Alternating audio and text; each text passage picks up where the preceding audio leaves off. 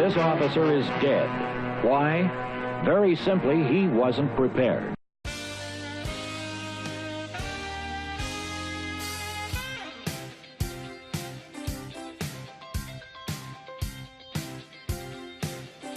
Hello and welcome back once again to Sovereign Citizens 101, the educational, informational home study course. In tape number 1, we learned how to deal with the police as well as the judicial system.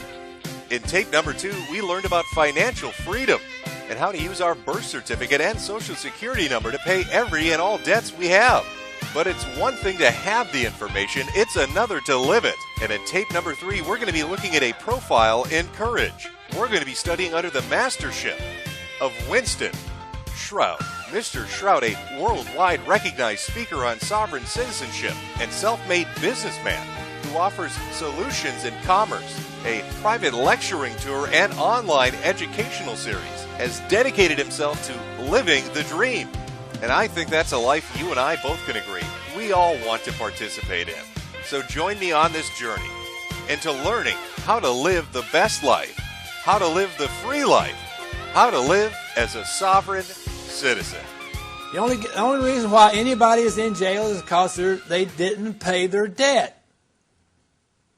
So if you take the court case, the order, whatever it is, accept it for value, return it back to the party, which would be the clerk of the court, and the clerk of the court does not supply a check for your endorsement, they are in default, they're in dishonor. So we're going to accept it for value and do all these things to it, but then we're going to charge it to the party that created the bill. Because once it's charged, now the interest could be returned to the principal and you get a zero balance. Because this paper process of affidavits and liens and all this kind of stuff, this is a substitute for the dueling field. Any of you ever fought a duel? We used to get presentments from the IRS, and they wouldn't send the check. And so we used to write back to them and say, thank you very much for what you sent to me, but you didn't send me the check. Well, after a period of time, they started sending the check. They do. Yeah, it's on there. All right. Do you doubt my word? Who said that, huh? When somebody sends you a piece of paper that got numbers on it, and names and all that kind of stuff going on, and you accept it, it turns that piece of paper into currency. Well, those are some important pieces of information.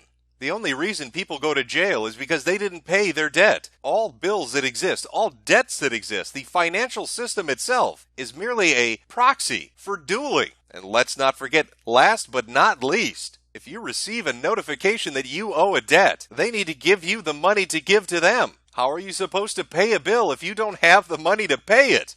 Now try not to be overwhelmed with this new world of financial freedom. Luckily, Winston Shrout offers courses for you to get this information and to absorb it for a nominal fee. You can become a member of his website and study under the master. With a legal expert like Winston Shrout, that's money well spent. Again, I very seldom ever look in what you call the law books. I look and see what's happening. I look and see what's going on. And that's what I base what I do on. Not so much what's written in statutes and codes. So adding on to what he shared, then we don't need to do our declaratory judgment. We don't have all this prep work to do prior to doing acceptance for value. Anybody on the street down here can do this. Anybody on the street, go find them. Anybody can do this. And then we'll accept it. You already accepted. You did the acceptance. It's your signature that creates the faith and confidence in this thing. We just did this for a traffic ticket. We didn't do the deposit thing, and we didn't get it back from the city because he had one from the city too. Haven't heard anything back from them, but we did this type of thing. And what we got back from, no, I guess it was a city attorney. The city attorney sent the ticket back. But Jim, I hear you asking, that's all well and good if you want to pay a parking ticket or have the DA send the charges back to you. But what about the more in-depth information? I'm not just looking to pay off a credit card or a delinquent bank account. Now, this is the illusion. This is the illusion. Because the birth certificate is not a birth certificate, it's a death certificate. That's what it is. How do we know it's a death certificate? Because it's a tombstone.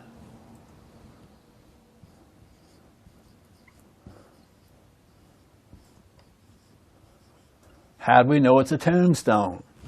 Because if you look on the birth certificate, what's it going to have? It's going to have John Doe on there. If you go out to the cemetery and look on the tombstone, what's it going to have on there?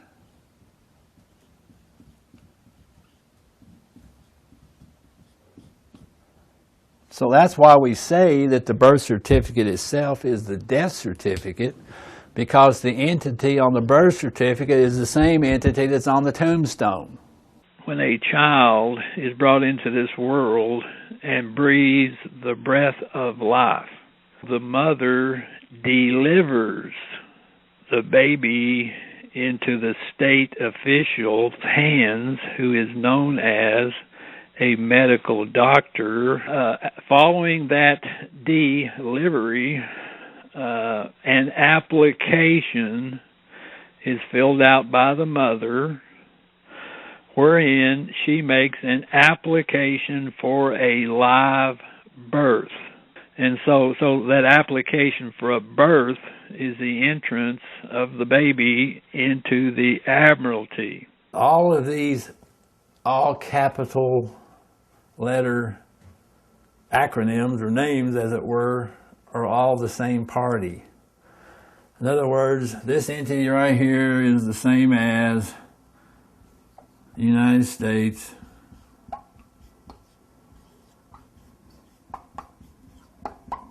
is the same as IBM is the same as Safeway or wherever you shop for your groceries. So they're all joined at the hip. They're all the same party. And so what's done to one is done to all. That's right. Your baby is an admiral, and his birth certificate is really a tombstone. Luckily, all names are interchangeable with one another, and so we all live in a graveyard. And so your baby admiral, IBM, is sailing the land sea of the country, which he also is, because baby admiral equals the United States. And as our sovereign citizen legal expert Winston Trout has pointed out, how can you violate yourself? You can't. You owe no debts to anyone. You're accountable to no laws, because you in fact are the law, the instrument of the law, and the enforcement of it. But these sorts of high-level concepts can be difficult to comprehend, especially if you're stuck in a third-dimensional mindset.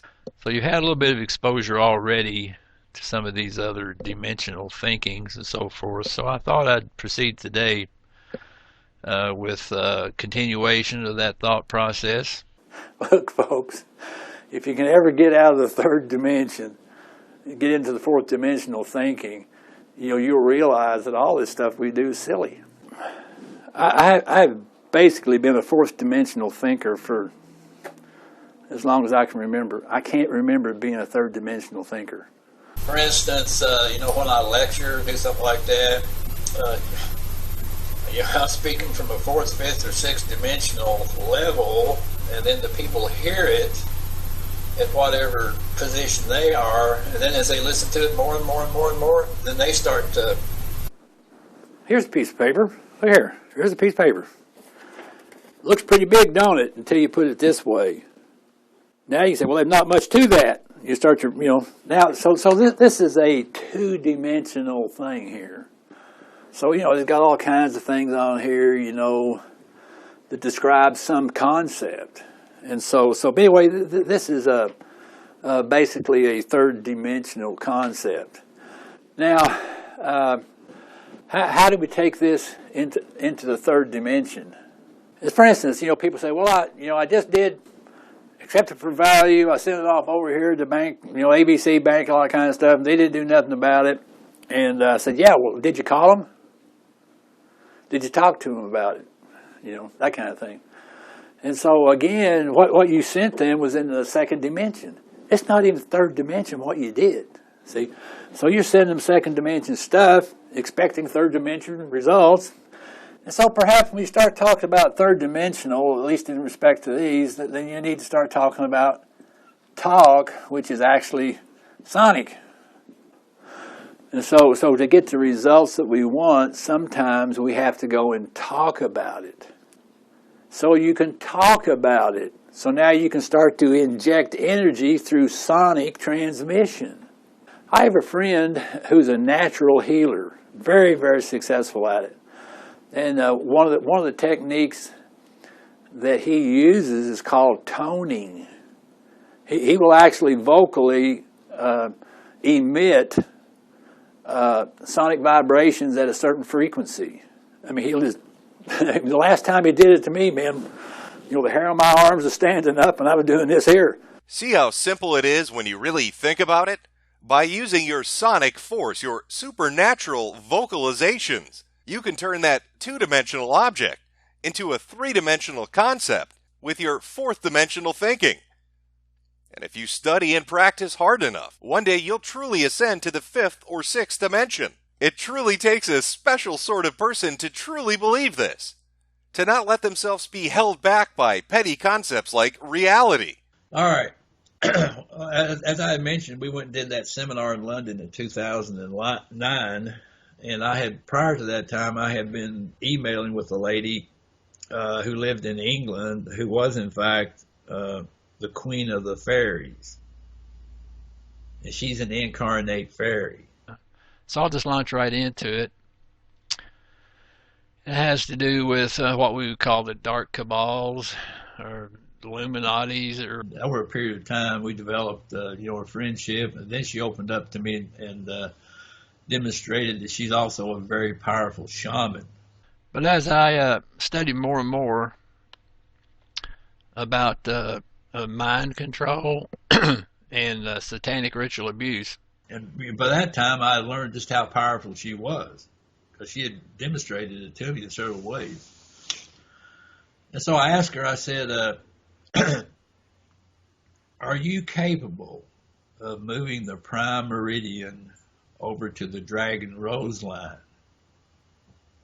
Now, the Dragon Rose line is the one that's in that Da Vinci Code movie, Dan Brown and Tom Hanks, and running around, all that kind of stuff. Okay, so it's not very far over there from they're in England. And what they found out years ago was that if they traumatized a new baby, a new infant. So I said, can you move that over there? She said, yep. I said, well, move it. She said, okay. And she told me that when she does things on the ether, it generally takes 3 days to materialize in the physical world. So I wasn't expecting anything. But anyway, the next day on Skype, she was hot to get me on Skype. She said, I can't believe it. I can't believe it. I said, what's that? She said, if I hadn't been watching, I wouldn't have seen it. She said, but from about 8 o'clock in the morning until 3 in the afternoon, she said, time stood still. What better source of knowledge for how to deal with legal situations or paying off debt to the IRS or creditors than Mr. Shroud, ally to the Queen of the Fairies? Not even the Dark Cabals or the Illuminati can use their mind control satanic magic to prevent you from learning these tips and tricks. Tips and tricks which are available in these affordable DVDs. For just a few $100s a piece, you too can learn all the information necessary to deal with tax debt, credit debt, legal fines, legal fees, and legal trouble for everything that you're getting for this value. I guess you could say these prices are out of this world. What commercial interaction might go on between Earth people and visitors from the far reaches of space? Probably about 10 or 11 years ago, I made an acquaintance of a man who, as it turns out, is a Pleiadian. Now, he is not a Pleiadian soul who has incarnated in a typical Earth body, but he told me that his family had been on this planet for 13 generations. I had planned to go up and visit with James up at the ranch there at East City. And so as I was getting prepared to go, I kept feeling all these rumblings. And I thought at first it was an earthquake coming, and then no earthquake hit. So I thought, well, I don't know what that was all about. But as it turned out, there was apparently a bunch of the reptilians and so forth. They were trying to make a run for it, trying to get off the planet. And the rumblings were the Pleiadians shooting their ships down. There's another trusted friend of mine revealed that he was visited since 2009 by 3 Pleiadians right in his front room. And so I understood there was about like 1,000 ships that were destroyed in that effort, which was a major thing. As I mentioned, Tolek and Simon and some of those others had reported that there were only like 120 reptilians left on the planet. Most of them got blasted out of the air by the Pleiadians. So the Pleiadians are having a major, and these are fifth dimensional Pleiadians, as I understand it. And it appears that the messages from the ETs, some perhaps from Pleiades, some from Andromeda, Sirius, and so forth, are spoken from a higher dimensional thought process. So many of the things which have come, for instance, seem to demonstrate a fourth dimensional logic and reasoning. And then another one of my friends, the ex-CIA sort of fellow, told me that he used to go down to Peru to interact with the Pleiadians who land there on a continual basis.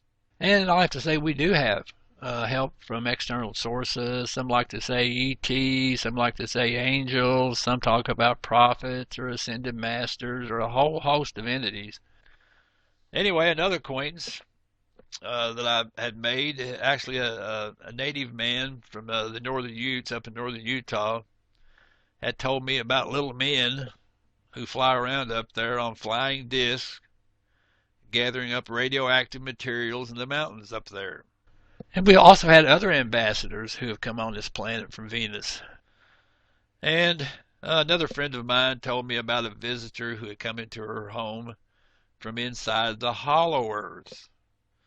Apparently she was very tall, or he was very tall, but luckily the house she lives in has a 10-foot high ceiling. Actually, in one of my previous existences, I was in fact a fifth dimensional Pleiadian. And so I kind of have that in my blood, which I have to work on because I have to get my mindset out of that in order to function in more of a spiritual way than I had when I was out blasting Pleiadians. And it's in galaxies and heck, maybe even from the whole universe. Our message to our space friends and family, to the extraterrestrials, to the ascended masters and other interdimensional beings is, come on down. Winston Shrout, the man, the myth, the legend, fourth dimensional thinking, reincarnated fifth dimensional Pleiadian, ally to the Queen of the Fairies, and staunch opponent to the satanic dark cabal known as the Illuminati. Is it any wonder, with such powerful insights coming from such a important figure within the sovereign citizen movement, that the government needed to step in and try to squash the free man, to shackle him, bind him, and make him fettered once more? I'm sure you've all seen the fake news in the Oregonian, citing that Winston Shrout has been arrested and tried for selling upwards of 100 trillion fake dollars to his gullible followers, refusing to pay income taxes, and hosting private seminars which facilitated other people engaging in illegal activities.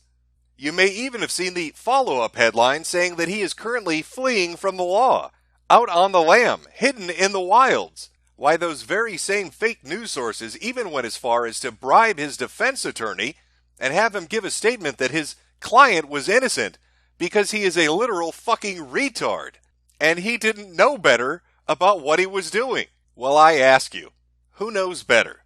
The United States government, its judicial system, and its civil courts, or Winston Shrout and his friends, the Pleiadians?